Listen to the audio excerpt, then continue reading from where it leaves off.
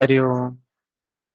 तो हम लोगों ने कल 13, 14, 16 नंबर श्लोक तक देखा था। पीछे क्या क्या चीजें देखी।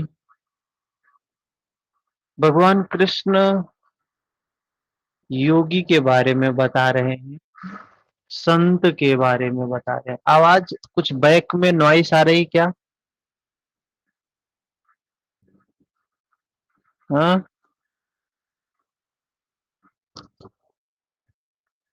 कुछ पीछे की आवाजें आ रही फैन की।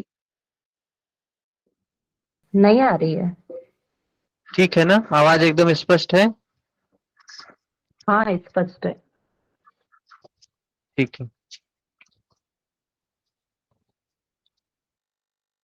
कुंजल जी हरिओम।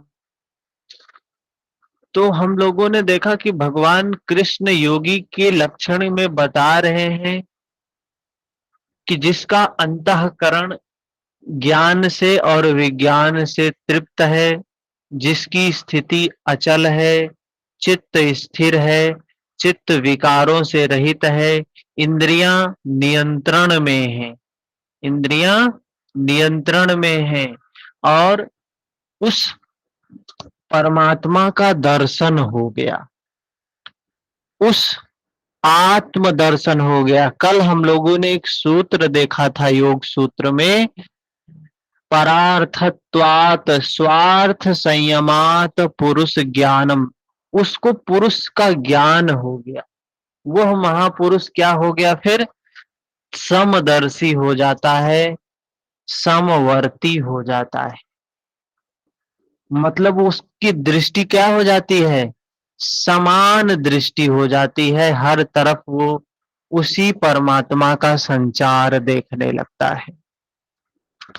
चित्त को जीतने में लगा हुआ योगी मन, इंद्रियों और शरीर को वश में रखकर वासना और संग्रह रहित होकर एकांत स्थान में अकेला ही चित्त को योग क्रिया में लगावे। आवाज धीमी आ रही है, सभी को आवाज धीमी आ रही है? आवाज सबको धीमी है या सिर्फ नहीं, कुंजल जी? आ रही है हमको तो। ठीक है। तो क्या कह रहे हैं कि जो इस चित्त की निर्मलता के काम में लगा हुआ व्यक्ति है ना, उसको क्या करना चाहिए? मन, इंद्रियों और शरीर को नियंत्रण में रख के काम करना चाहिए। मन नियंत्रण में हो, शरीर नियंत्रण में हो, इंद्रियां नियंत्रण में हो, और एकांत स्थान में इस प्रकार के काम को करना चाहिए।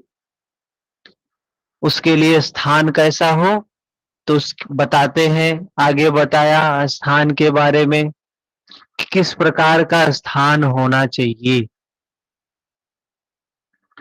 कैसा स्थान?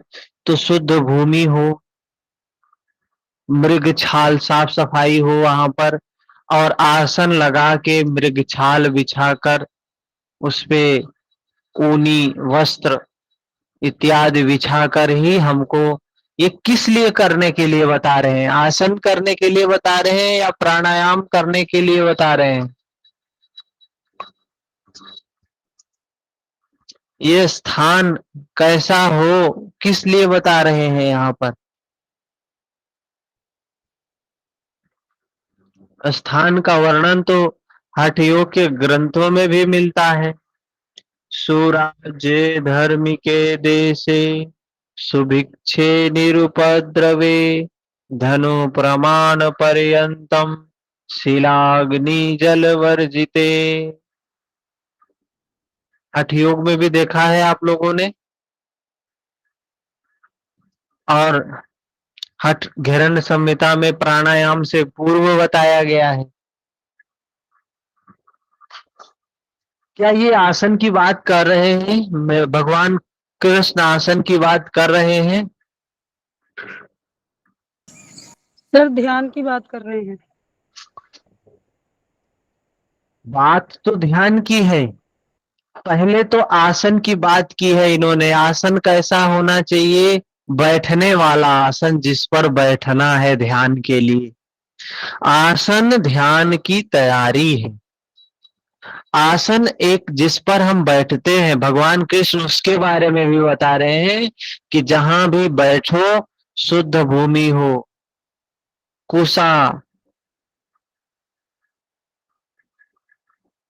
मृद छाल, रेशमी वस्त्र, तख्त इत्यादि हो, उन पे हमको बैठना चाहिए, जो ना अति उच्च ना अति ऊंचा हो ना अति नीचा हो, ऐसे स्थान पर हमें बैठकर ध्यान करना चाहिए। फिर शरीर कैसा हो, शरीर की स्थिति कैसी हो, आगे बताया शरीर की स्थिति कैसे होनी चाहिए।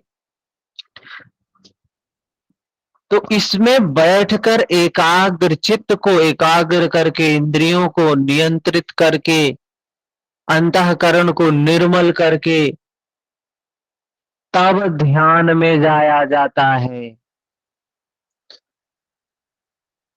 तो हम क्या समझते हैं ध्यान को? हम ध्यान समझते हैं इंद्रियों मन को निर्मल करना ही ध्यान है। क्या यही ध्यान है? मन को निर्मल करना ध्यान है? योगाभ्यास हम समझते हैं कि मन को शांत करता है। क्या योगाभ्यास मन को शांत करता है? शांत मन से ही योगाभ्यास करना चाहिए।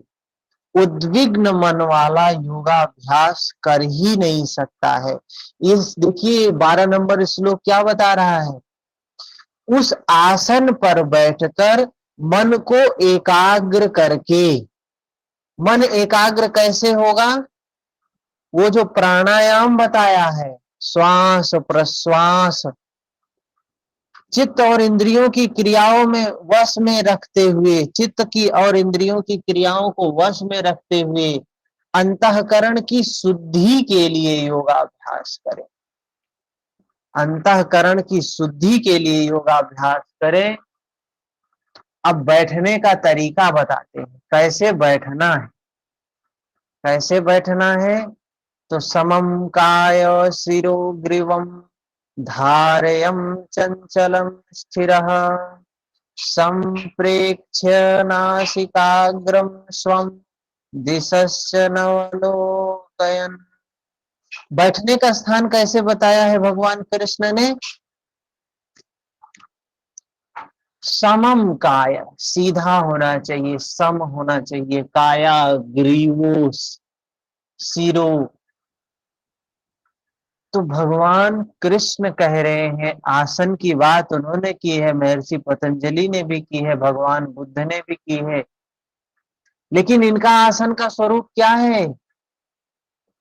ध्यान के लिए आसन है इनका। इनका आसन किस लिए है? ध्यान की तैयारी के लिए है। तो बता रहे हैं, महर्षि पतंजलि भी वही कह रहे हैं, स्थिर सुखम आसनम, स्थिरता पूर्वक सुख पूर्वक किसी आसन में बैठ जाए। स्थिरता होनी चाहिए, सुख होना चाहिए। वही बात यहाँ भी भगवान कृष्ण भी कह रहे हैं। इसके बाद फिर होगा क्या विद्या जी? हरिओम। तो इस अवस्था में अगर आप ध्यान करेंगे तो प्रशांतात्मा ब्रह्मचर्य व्रत में स्थित होकर, प्राय लोग कहते हैं ये ब्रह्मचर्य की बात कर रहे हैं। यहाँ पर क्या है कि ब्रह्म उस चित्त को शांत करके स्थिर चित्त से बैठकर, शांत चित्त से बैठकर करना क्या है? ब्रह्माचरण करना है। ब्रह्म के आचरण को ग्रहण करना है, ब्रह्म के आचरण को धारण करना है। ब्रह्म आचरति स ब्रह्मचारी। ब्रह्म का आचरण क्या है? मैत्री, करुणा, मुदिता, उपेक्षा, चित्त की निर्मलता, चित्त को विकारों से विमुक्त करना, ये ब्रह्म का आचरण है। ये करने के लिए बता रहे हैं। आसन में बैठ के क्या करना है? अपने चित्त को विकारों से विमुक्त करना है। 15 नंबर श्लोक में बताया, इस प्रकार अपने आप को निरंतर उसी चिंतन में लगाता हुआ संयत मन वाला योगी मेरे में स्थिति स्वरूप पराकाष्ठा वाली शांति को प्राप्त करता है। जब हम धीरे धीरे अपने चित्त को निर्मल करने का काम करते हैं तो क्या होता है, आगे चलकर हमारा चित्त परम शांति को ग्रहण कर लेता है। परम शांति उसका क्या है? चित्त का क्या है? स्वाधर्म है, स्वरूप है। और योग क्या है? चित्त वृत्ति निरोध। चित्त की वृत्तियों का निरोध होने पे क्या होगा? तदा द्रष्टु स्वरूपे स्थानम। वही बात तो भगवान कृष्ण कह रहे हैं कि करते करते क्या अवस्था आ जाएगी? योगी नियत मानसा, नियत अवस्था आ जाएगी, चित्त परम शांति को प्राप्त कर लेगा। परमानंद वाली शांति के लिए शारीरिक संयम, युक्ताहार विहार भी आवश्यक है। इसके लिए बताते हैं कैसे इसकी प्राप्ति होगी, तो बताते हैं 16 नंबर श्लोक में कि यह योग सबका सिद्ध होने वाला नहीं है। जो अति करेगा तो उसका तो कतई सिद्ध नहीं होगा। किसी भी चीज की अति नहीं करनी चाहिए। भगवान बुद्ध ने कहा है कि अति सिर्फ एक चीज की जा सकती है। किसकी अति की जा सकती है? मध्य मार्ग की अति की जा सकती है। इसके अलावा किसी चीज की अति नहीं करनी चाहिए। अति सर्वत्र वर्जते, कहा है हर चीज में मध्य मार्ग अपनाना चाहिए, मध्य मार्ग का चयन करना चाहिए। और मध्य मार्ग के चयन की अति की जा सकती है, इसके अलावा किसी की अति नहीं करनी चाहिए। तो क्या बताया, योग किसका सिद्ध होगा? युक्ताहार विहारस्य युक्त चेष्टस्य कर्मसु युक्त स्वप्नावबोधस्य योगो भवति दुःखः। ये दुखों का नाश करने वाला यह योग उचित आहार विहार, कर्मों में उपयुक्त चेष्टा, संतुलित शयन जागरण से ही पूर्ण होगा। इस योग की सिद्धि कैसे होगी? युक्ताहार से होगी, युक्त विहार से होगी, युक्त शयन से होगी, युक्त जागरण से होगी, युक्त भ्रमण से होगी। युक्त होना चाहिए। ये युक्त शब्द क्या है? युक्त का मतलब क्या है? क्या युक्त का कोई स्टैंडर्ड है? 4 घंटे सोना चाहिए, 2 रोटी खाना चाहिए, 4 बजे उठना चाहिए, इतना बजे सोना चाहिए, ये युक्त का स्टैंडर्ड है कोई? क्या युक्तता व्यक्ति व्यक्ति पर निर्भर करती है? तो ये बिल्कुल सही बात है। युक्त व्यक्ति व्यक्ति के हिसाब से अलग अलग होता है। हो सकता है किसी के लिए 4 घंटा सोना युक्त है, किसी के लिए 4 घंटा सोना अयुक्त है, किसी के लिए 8 घंटा सोना युक्त है, किसी के लिए 8 घंटा सोना अयुक्त है, किसी के लिए 2 घंटा भी युक्त हो सकता है। तो वो तो अवस्था की वे बात है ना। किसी के लिए 2 रोटी युक्त हो सकता है, किसी के लिए 4 रोटी युक्त हो सकता है। वो व्यक्ति व्यक्ति पर निर्भर करता है कि किसकी कितनी क्षमता है, किसको कितना जरूरत है। हाँ? तो कह रहे हैं युक्त जीवन होने से ही हम योग की सिद्धि कर सकते हैं। अगर हमारे जीवन में संयम नहीं है, युक्तता नहीं है, तो हम भटकते रहेंगे, अतियों की तरफ जाते रहेंगे, प्राप्ति कुछ भी नहीं होगी, सिर्फ अति में भटकते रहेंगे, भटकते रहेंगे। इस प्रकार 18 नंबर श्लोक को देखते हैं, क्या बताते हैं फिर।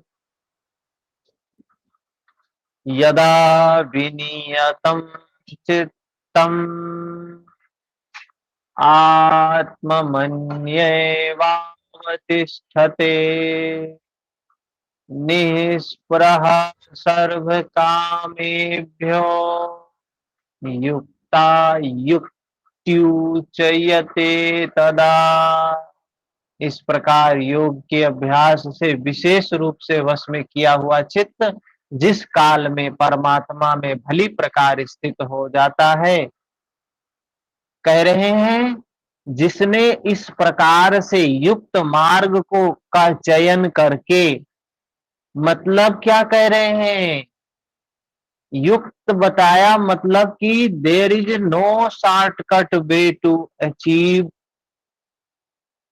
That state of mind. उस अवस्था को ग्रहण करने के लिए कोई शॉर्टकट रास्ता नहीं है, युक्त रास्ता ही है जिधर से जाना होगा आपको। कोई नियत मार्ग ही है जिधर से जाना होगा और वो है युक्तता। युक्तता किसकी? मध्य मार्ग की, समता की। इसके द्वारा इस प्रकार योग के अभ्यास से विशेष रूप से वश में किया हुआ चित्त, चित्त कैसे वश में किया हुआ हो? अयुक्त मार्ग से भी चित्त में वश में होता है। कोई व्यक्ति बंदूक से किसी पक्षी को, किसी व्यक्ति को, किसी जीव जंतु को मारता है, उसका भी चित्त एकाग्र होता है कि नहीं? जो लोग बम बनाते हैं, जो लोग समाज को नुकसान पहुंचाने का काम करते हैं, बम से उड़ाते हैं, क्या वो लोग दिमाग वाले नहीं होते हैं? क्या उनके पास दिमाग नहीं है? ये ओसामा बिन लादेन था और ये जो एक फांसी दी गई, कितने बड़े बड़े क्या थे, ये पढ़े लिखे लोग थे, सीए थे, हाँ, इंजीनियर थे, हाँ, ये लोग भी तेज दिमाग वाले ही थे, लेकिन मार्ग क्या युक्त था इनका? युक्त मार्ग नहीं था, अयुक्त मार्ग था। भगवान कृष्ण कह रहे हैं कि चित्त की निर्मलता होनी चाहिए, कैसे? युक्त मार्ग से होनी चाहिए। अयुक्त मार्ग से चित्त नहीं निर्मल किया हो, युक्त मार्ग से योग का अभ्यास करते हुए जब चित्त निर्मल हो जाता है, जिस काल में परमात्मा में भली प्रकार स्थिति हो जाती है, निर्मल हो गया, परमात्मा के समान हो गया, विलीन सा हो जाता है, उस काल में संपूर्ण कामनाओं से रहित हुआ पुरुष योग युक्त कहा जाता है। अब विशेष जीते हुए चित्त के लक्षण बताते हैं। अब बताते हैं विशेष जीते हुए चित्त के लक्षण। जिसका चित्त बिल्कुल शांत हो गया है, जिसका चित्त बिल्कुल नियंत्रण में है, मन नियंत्रण में है, इंद्रियां नियंत्रण में है, नियंत्रण में है, ऐसे व्यक्ति के चित्त की का लक्षण बता रहे हैं भगवान।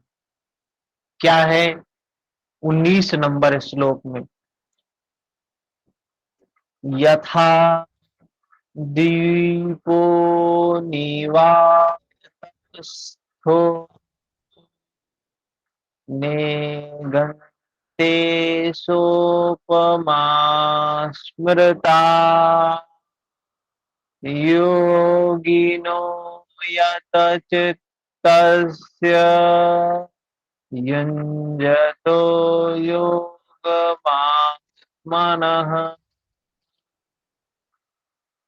बता रहे हैं भगवान कृष्ण किस प्रकार से चित्त के लक्षण क्या होते हैं। जब जिसका चित्त बिल्कुल निर्मल हो गया, जो संत हो गया, क्या होता है? जिस प्रकार वायु रहित स्थान में रखा गया दीपक चलायमान नहीं होता है। अभी हम लोग ध्यान में बैठ के देखिए क्या हालत होती है हमारी।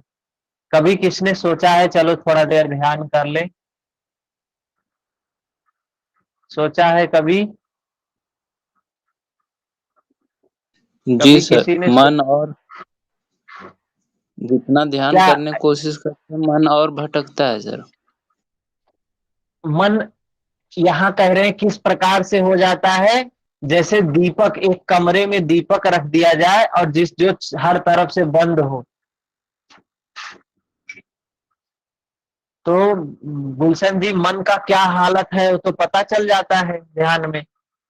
हमारी क्या अवस्था है, हम किस स्टैंडर्ड में हैं, हम किस क्लास के लायक हैं, हमारी क्या अवस्था है, शूद्र वैश्य क्षत्रिय ब्राह्मण, हम कौन से श्रेणी के साधक हैं, ये तो पता चल जाता है।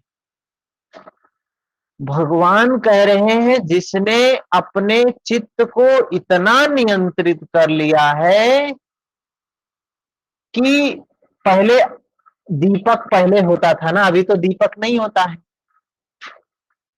दीपक पहले घरों में दीपक जलाया जाता, अब तो किसी पर्व विशेष त्योहार विशेष पे दीपक जलता है। तो अभी नवरात्रि का समय है, सभी दीपक सबके घर पे जल रहा होगा।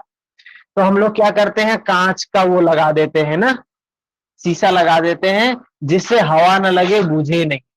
तो शीशा लगाने से दीपक की लौ बिल्कुल सीधी जाती, बिल्कुल सीधी जाती है। ऐसे अगरबत्ती सभी जलाते हैं, तो अगरबत्ती जलाने पर अगर धुआं नहीं है तो धुआं, अगर हवा नहीं है तो धुआं बिल्कुल सीधा ऊपर जाता है।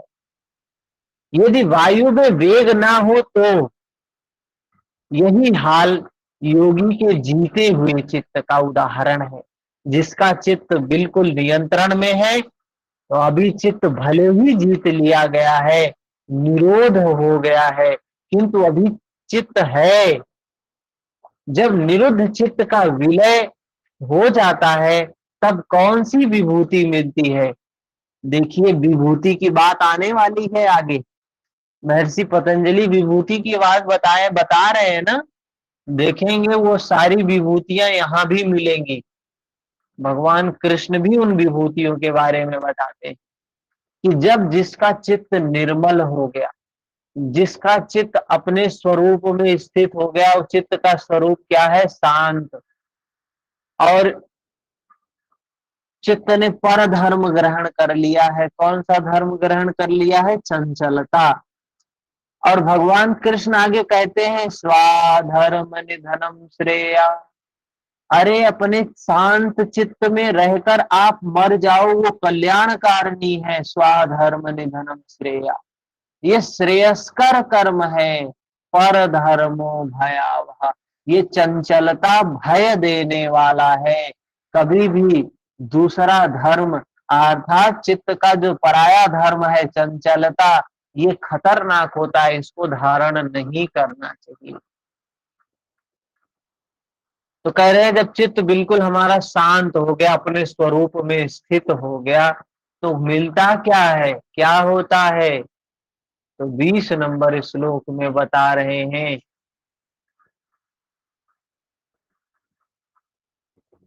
यत्रो परमते चित्तम निरुद्धम योग सेवया यत्र चैवात्मनात्मानं पश्यन् पश्यत्यात्मनि तुष्यति।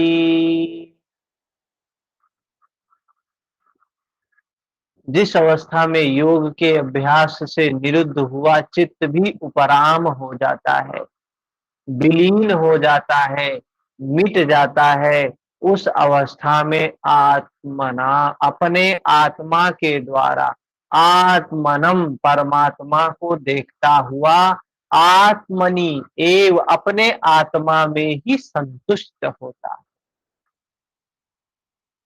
यह बात योग सूत्र में भी है, आगे मिलेगी हमें। भगवान कृष्ण कह रहे हैं जिस अवस्था में योग के अभ्यास से निरुद्ध हुआ चित्त भी उपराम हो जाता है। योग का अभ्यास करते करते चित्त बिल्कुल शांत हो गया है, चित्त विलीन हो गया, मिट गया चित्त।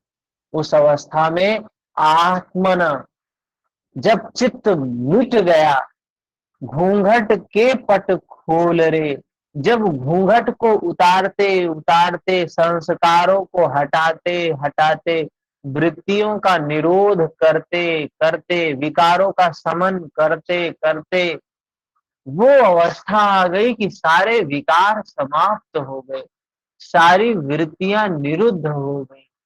उस अवस्था में क्या होता है? आत्मन, स्वयं का ज्ञान होता है, जिसको भगवान महर्षि पतंजलि ने कहा पुरुष ज्ञानम। कल का सूत्र सुना होगा आपने, पुरुष ज्ञानम बताया गया। क्या होता है? पुरुष का ज्ञान हो जाता है। पुरुष का ज्ञान आत्मन, जब पुरुष का ज्ञान होगा तो परमात्मा का भी ज्ञान होगा, परम पुरुष का भी ज्ञान होगा, उस विशेष पुरुष का भी ज्ञान होगा। तो देखता तो परमात्मा को है, लेकिन संतुष्ट अपने ही आत्मा से ही होता है, क्योंकि प्राप्ति काल में तो परमात्मा का साक्षात्कार होता है, किंतु दूसरे ही क्षण वह अपने ही आत्मा को उन शाश्वत ईश्वरीय विभूतियों से ओतप्रोत पाता है। ब्रह्म अजर है, अमर है, शाश्वत है, अव्यक्त है और अमृत स्वरूप है। तो इधर आत्मा भी अजर है, अमर है, शाश्वत है, अव्यक्त है, अमृत स्वरूप है। तो जो जो चीजें हमारे आत्मा की होती हैं, वही वही चीजें उस परमात्मा की भी होती हैं। जो जो गुण हमारे चैतन्य के हैं, वही वही गुण उस परमात्मा में भी हैं। तो हम दोनों एक जैसे हो गए। हाँ, हम दोनों एक जैसे हो गए। दोनों किन है तो दोनों एक जैसे, किंतु अचिंत्य भी हैं। जब तक चित्त और चित्त की जब तक चित्त और चित्त की लहर है, तब तक वह आपके उपभोग के लिए नहीं है। चित्त में जब तक विकार है, तब तक वो परमात्मा दर्शन नहीं उसका हो सकता है। तो चित्त का निरोध और निरुद्ध चित्त के विलय काल में परमात्मा का साक्षात्कार होता है। उस ईश्वर का साक्षात्कार, उस परमात्मा का साक्षात्कार, उस धर्म का साक्षात्कार, उस प्रकृति का साक्षात्कार कब होता है? तो बता रहे हैं, जब सारे विकार समाप्त हो जाते हैं। जब सारे विकार समाप्त हो जाते हैं, तो उस परमात्मा का साक्षात्कार होता है।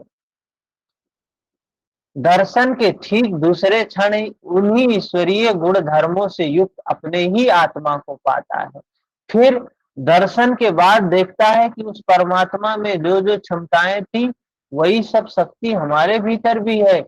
इसलिए वह अपने ही आत्मा में संतुष्ट होता है।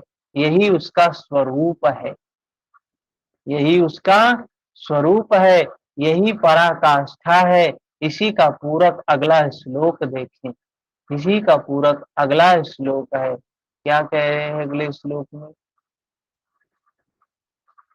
सुखमात्यंतिकम सुखमात्यंतिकम यत्तद्वबुद्धिग्राह्यमतीन्द्रियम् वेति यत्र न चैवायम् स्थितश्चलितस्तत्त्वतः ततः इंद्रियों से अतीत केवल शुद्ध हुई सूक्ष्म बुद्धि द्वारा ग्रहण करने योग्य जो अनंत पद है, अनंत आनंद है।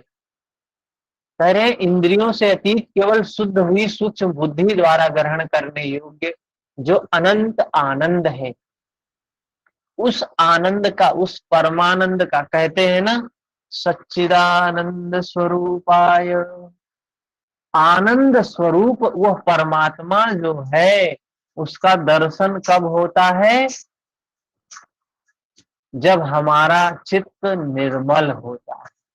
जब तक हमारे चित्त में राग है, द्वेष है, मोह है, लोभ है, क्रोध है, वासना है, विद्या है, तब तक उस परमात्मा का दर्शन नहीं होने वाला है। कह रहे हैं जब चित्त निर्मल हो जाता है तो उसका दर्शन होता है। जिसको जिस अवस्था में अनुभव करता है और जिस अवस्था में स्थित हुआ योगी भगवत स्वरूप को तत्व से जानकर चलायमान नहीं होता है, सदैव उसी में प्रतिष्ठित रहता है। कह रहे हैं बूढ़, जैसे कबीर बोलते हैं ना, जब मैं था तब हरि नहीं, अब हरि है मैं नहीं, सब अंधियारा मिट गया, दीपक देखा माही, दीपक देखा माही। क्या कह रहे हैं, उस दीपक को देखने से सारा अंधियारा मिट जाता है। उस परमात्मा को देखने से सब अंधकार समाप्त हो जाता है। वो परमात्मा है, वो चित्त की निर्मलता की अवस्था में प्राप्त होता है।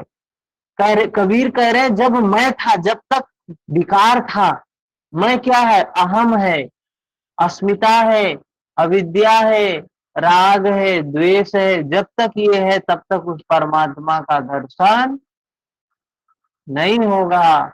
जैसे ही ये सब मिटेगा, उसी तुरंत तत्क्षण उसको परमात्मा प्राप्त हो जाएगा।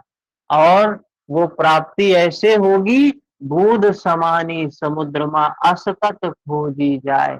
जैसे बूंद समुद्र में समा जाती है, ऐसे ही परमात्मा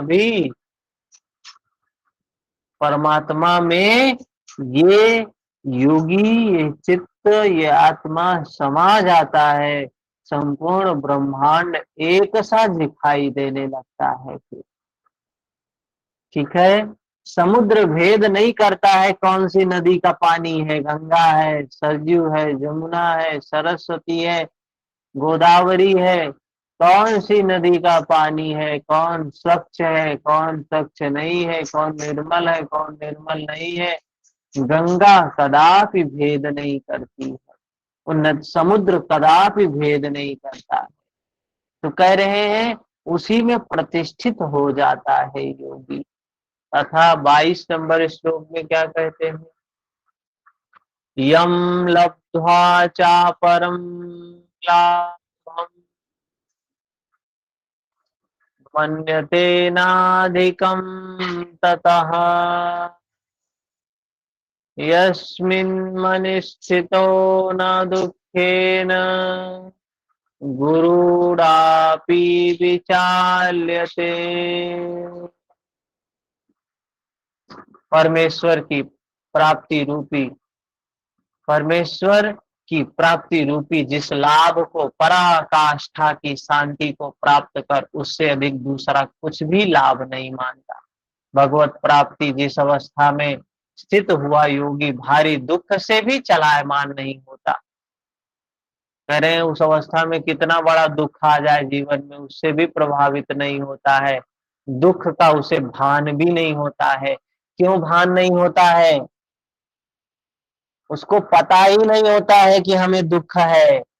उसको पता ही नहीं होता है हमें कोई नमस्कार कर रहा है, कोई हमारे प्रति श्रद्धा रख रहा है, कोई हमें गाली दे रहा है, कुछ नहीं पता होता है। वो तो आनंद के सागर में डूबा हुआ होता है, आनंद के सागर में डूबा हुआ होता है, उसे दुख का भान ही नहीं होता है। तो क्या कह रहे हैं 23 नंबर में, वो योग कैसा है? तम विद्यात दुख संयोग वियोगम योग संयुक्तम सा निश्चयन योक्तव्यो योग निर्विण्ण चेतसा। जो संसार के संयोग और वियोग से रहित है, जिसमें न संयोग, अब नदी समुद्र में चली गई, अब समुद्र कहाँ जाएगा? समुद्र कहाँ जाएगा?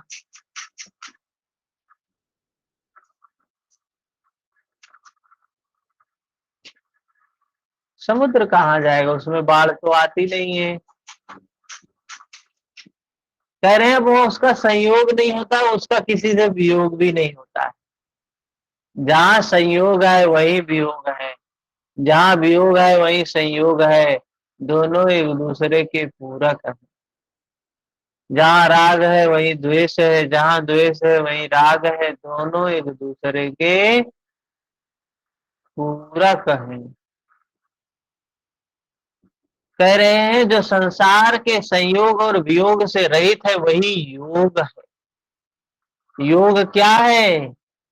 जो आत्यांतिक सुख है, परमानंद है, जिसके मिलन का नाम योग है, जिसे परम तत्व परमात्मा कहते हैं, उसके मिलन का नाम योग है। वह योग ना उत्काए हुए चित्त से किया जाता है, ना उकताए हुए चित्त से निश्चय पूर्वक करना कर्तव्य है। धैर्य पूर्वक लगा रहने वाला ही योग में सफल होता है। योग में सफल कौन होता है? जो धैर्य पूर्वक योग में लगा हुआ होता है।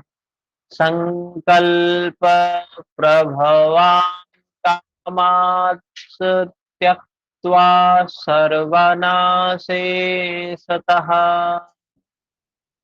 मनसेवेन्द्रियग्रामं विनियम्य समन्ततः। इसलिए मनुष्य को चाहिए कि संकल्प से उत्पन्न होने वाली संपूर्ण कामनाओं को, वासनाओं को, आसक्ति को सर्वथा त्याग कर मन के द्वारा इंद्रियों के समुदाय को सब ओर से वश में करें। भगवान ने बताया क्या होगा, क्या प्राप्ति होगी, इसलिए अपना निष्कर्ष दे रहे हैं कि मनुष्य को चाहिए, मानव को चाहिए, क्या काम करे वो? मनुष्य को करने योग्य क्या है? नियत कर्म क्या है? अपने मन को नियंत्रण में करे, अपने इंद्रियों को नियंत्रण में करे, अपने शरीर को नियंत्रण में करे। ये तीन नियंत्रण का तरीका बताया। इससे नियंत्रण करेंगे तो आगे कुछ काम बढ़ेगा। आगे बताते हैं, शनैः शनैरुपरमेत बुद्धया धृति गृहीतया आत्मसंस्थं मनः कृत्वा न किंचदिदपि चिंतयेत्। क्रम क्रम से अभ्यास करता हुआ उपरामता को प्राप्त हो जाए, चित्त का निरोध और क्रमशः विलय हो जाए, तदंतर वह धैर्य युक्त बुद्धि वाला मन को परमात्मा में स्थित करके अन्य कुछ भी चिंतन ना करे, निरंतर लगकर पाने का विधान। किंतु आरंभ में मन लगता नहीं है, हैं? ये क्रम क्रम की बात महर्षि पतंजलि ने भी की है। कोई सूत्र है स्पष्ट, याद है किसी को? विभूति पाद में बताया है।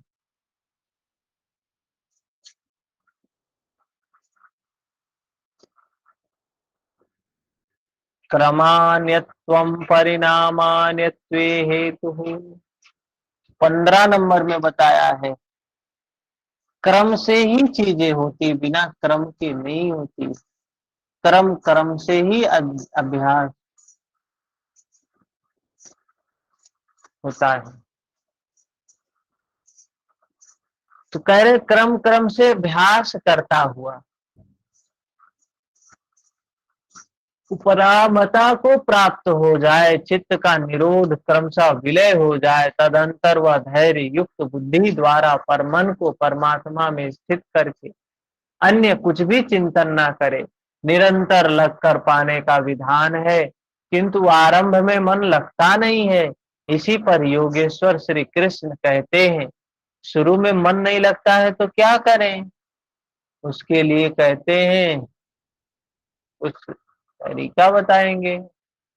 यतो यतो निश्चरति मनश्च चञ्चलमस्थिरम् ततस्तथो नियमये तदात्मन्येव वंसनये। यह स्थिर ना रहने वाला, यह स्थिर ना रहने वाला मन जिस जिस कारण से सांसारिक पदार्थों में विचरता है, उससे रोककर बारंबार अंतरात्मा में ही निरुद्ध करे। जिस कारण से वो बाहर भागता है ना,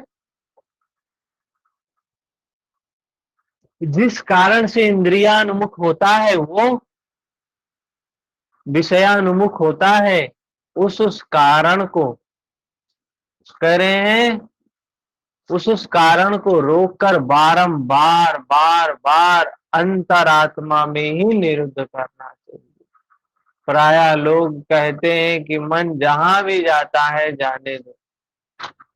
लोग कहते हैं, बहुत से लोग ध्यान करवाते हैं, मन को स्वतंत्र छोड़ दो, जहां मन कहे वहीं जाने दो। क्या है ये?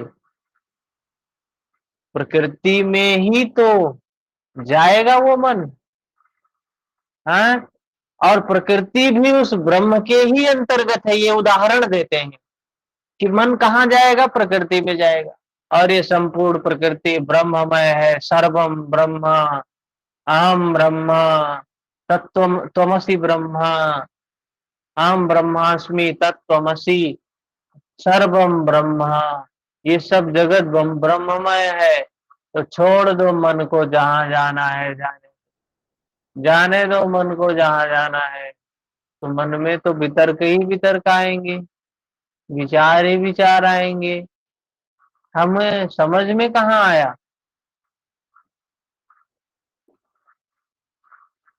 किंतु श्री कृष्ण के अनुसार यह गलत है। भगवान श्री कृष्ण कह रहे हैं, मन को स्वच्छंद नहीं छोड़ना है। गीता में इन मान्यताओं का किंचित भी स्थान नहीं है। श्री कृष्ण का कथन है कि मन जहां जाए, जिन माध्यमों से जाए, उन्हीं माध्यमों से रोककर परमात्मा में स्थित हुए लगावे। मन का निरोध संभव है। इस निरोध का परिणाम क्या होगा?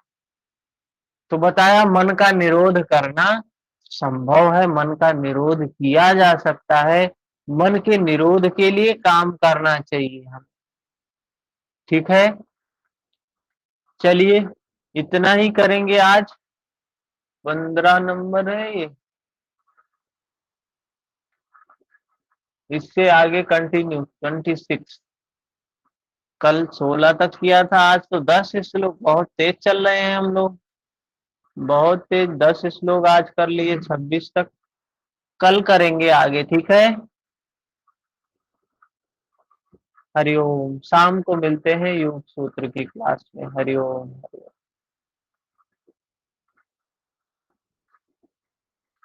हरि।